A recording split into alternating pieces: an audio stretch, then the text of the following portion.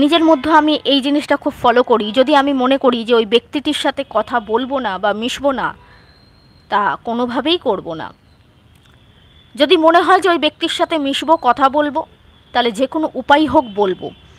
যদি মনে করি যে সত্যি সত্যি এই জিনিস আমি গ্রহণ করব না, কোনো অবস্থাতেই করব না, তার মানে আমার একেবারে ছোটোবেলা থেকে যে আমি এটা করব না তো করব না, করব তো করব, যেটি ঠিক মনে করব। এটি অনেকের কাছে অপ্রিয় হতে পারে, যার যেটা স্বভাব। গিরিশ অত্যন্ত মেধাবী ছাত্র ছিলেন এবং সমস্ত বিষয় গভীর মনোযোগের সঙ্গে অধ্যয়ন করতেন।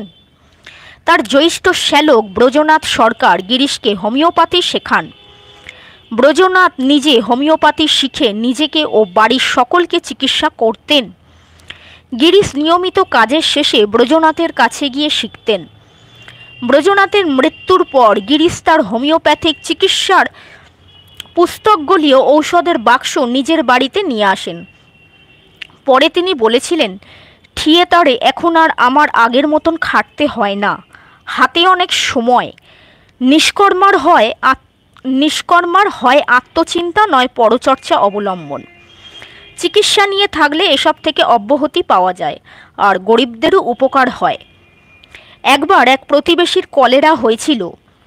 গিরিশ তাকে ঔষধ দেন। মধ্যরাত্রি পর্যন্ত রোগীর সঙ্গে থেকে তার পরিবারের লোকজনদের বলেন রোগী কেমন করে সকালে তাকে জানাতে, রোগী কেমন সকালে থাকবে সেটা জানাতে। কেউ কিন্তু কোনো সংবাদ দেয়নি। পরদিন সকাল 8টায় রোগীর বাড়িতে গিয়ে দেখেন রোগী ভালো আছে। তখন তিনি চিন্তামুক্ত হলেন। দুরন্ত গিরিশ এক ভণ্ড সন্ন্যাসিনীর কাহিনী বলেন। দেখো, একদিন দুপুরবেলায় একটা জটাধারী ছাইমাখা চিমটে হাতে সন্ন্যাসী এসে আমাদের ঠাকুর দালানে বসল। সন্ন্যাসী দেখলেই তো মেয়েদের হাত দেখানো আছেই। আমি বৈঠকখানা ঘরে দোরটা ভিজিয়ে দিয়ে কি বলে শুনতে লাগলাম। ঝি মাগি সে বাড়ির সব কথা আগে থেকেই তাকে বলে দিয়ে গেল। সন্ন্যাসী গণৎকার তখন তো কৃতবিদ্য। বাড়ির মেয়েরা এসে যেমনই হাত দেখায় আর সন্ন্যাসী অমনি পটপট করে সব বলে দেয়।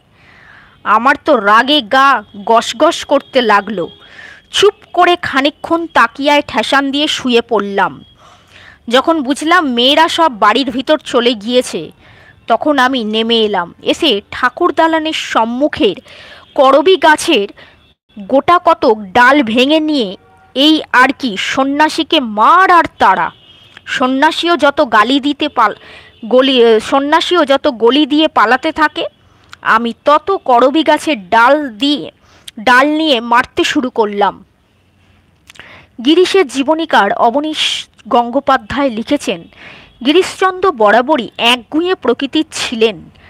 যাহা তিনি উচিত বিবেচনা করিতেন, কাহারও কথায় তিনি সংকল্পচ্যুত হইতেন না। সামাজিক ভয় বা দণ্ডে তিনি কদাচ বিচলিত হইতেন না। যাহা ভালো বুঝিতেন তাহাই করিতেন।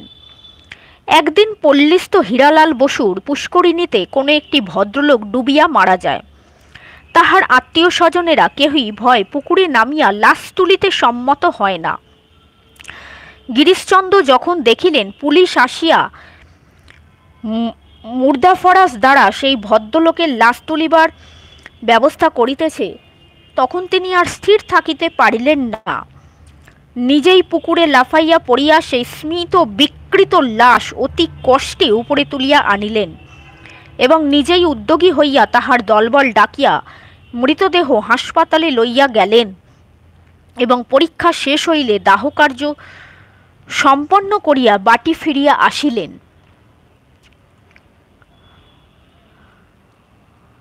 অর্থাৎ এই যে গিরিশ ঘোষ, তার যে চরিত্রটি আমরা দেখছি সেটি দেখুন। নিতান্ত বাইরে তিনি যাই হন, অন্তরে তিনি ভদ্রলোক এবং দয়ালু প্রকৃতির। সেটি কিন্তু আমরা বারবার ধরে সেটি কিন্তু আমরা দেখতে পাই। একটা কথা জানবেন, আমরা আমাদের প্রিয়জনকে, যাদের আমরা ভালোবাসি, বন্ধু বলি, বান্ধবী বলি, প্রিয় মানুষ বলি, তাদেরকে সবসময় আমরা ভালোবাসতে উদ্গ্রীব হয়ে যাই। যাদেরকে আমরা চিনি না, যাদেরকে আমরা জানি না, সেই সমস্ত